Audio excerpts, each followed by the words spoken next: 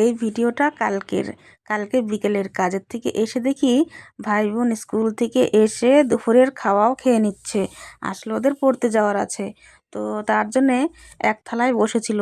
এবার প্রিয়াঙ্কা, মানে যে আমার ছেলের দিদিভাই, ও আগেই খেয়ে উঠে পড়েছে আর সমস্ত ভাত ওকে দিয়ে দিয়েছে। আবার পরে কি করেছে, দুই ভাই বোন আবার সে দিদিভাইকে থালায় বসিয়ে দিয়েছে, ও উঠে পড়েছে।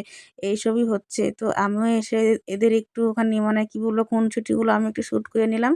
তো তারপরে ওরা এখন বেরিয়ে যাবে পড়তে, আর আমি এখন আমার কাজে মানে আমার কাজগুলো যেসব আছে বিকেলের কাজ সেসবগুলোই একটু এখন আমি শুরু করে নিব। ওদের এখন পরীক্ষা চলছে, তো খুব তাড়াতাড়ি চলে আসে স্কুল থেকে, এসে আবার টিউশনি পড়তে যায়। তো ওরা চলে গেল, আমি এদিকে আমার কাজে লেগে পড়লাম। তো সবার প্রথমে আমি ওদের থালাতে আমিও প্রথমে খেয়ে নিলাম। আসলে না খুবই খিদে পেয়ে গিয়েছিল, তো ভাবলাম আমিও একেবারে খেয়ে নিই, তাহলে খাওয়া দাওয়ার ঝামেলাটা মিটে যাবে। তারপরে যেসব কাজ আছে একবারে পরিষ্কার করে নিব। তো খাওয়া দাওয়া করে একেবারে গ্যাসটাও মুছে নিলাম, একটু ঘরটাও মুছে নিলাম। ঘরটা বলতে কি এঁঠোটা মুছে নিলাম একটু ভালো করে। আর বৃষ্টিও যেহেতু ছিল, আর বাইরেটা না একটু কাদা কাদা ছিল, তো ওটা একটু সুন্দর করে মুছে নিলাম, যেটা আমি বৃষ্টি না থাকলেও মুছি ভালো করে, একদম ফ্রেশ হয়ে যায় আমার ঘরটা।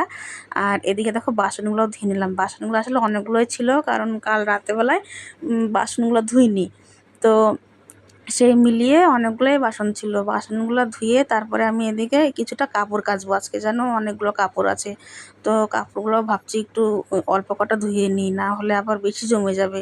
আর বৃষ্টির দিনে না মানে বেশি কাপড় জমে থাকলে এত অসুবিধা হয়। তো আর কয়েকটা নতুন জামা কাপড়ও ছিল, সেগুলো একটু মানে ওগুলো ভালো করে কাচতে হবে না, শুধু একটু সার্ফে দিয়ে একটু 2-3 বার করে ধুয়েই নামিয়ে নিব। তো সেটাই করলাম। আর আর যেগুলো একটু নোংরা টাইপের জামা কাপড় ছিল ওগুলো একটু ভিজিয়ে রাখবো। ভিজিয়ে রাখার পরে তারপরে একটু কেচে দেবো একটু সময় বাদে। তো কাপড়গুলো দেখো আমি কেচে নিলাম প্রথমে নতুন জামা কাপড়গুলো। আর কি বলো তো, সারাদিন কাজ করে এসে না বিকেলের কাজগুলো করতে একদমই এনার্জি থাকে না।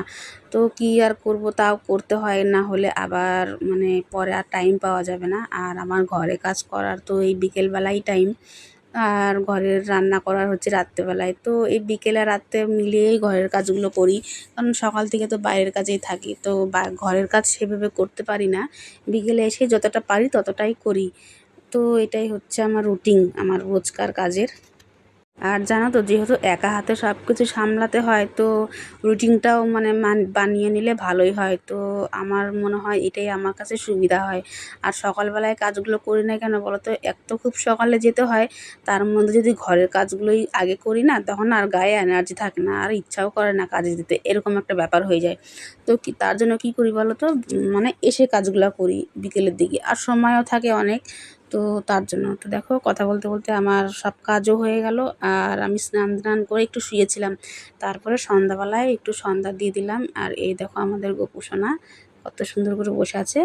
তো তারপরে চলে যাবো এখন রান্না করতে। আর দেখো না, কদিন আগে না এই আলুগুলো নিয়ে আসছিলাম, আলুগুলো মানে ভালো বেরোয়নি, মানে 2 দিন ঘরে রেখে দেখো না পচে গেছে আলুগুলো মানে বৃষ্টি জল লেগেছিল নাকি, তাই একটু বেশি করে ভাজা করে নিব।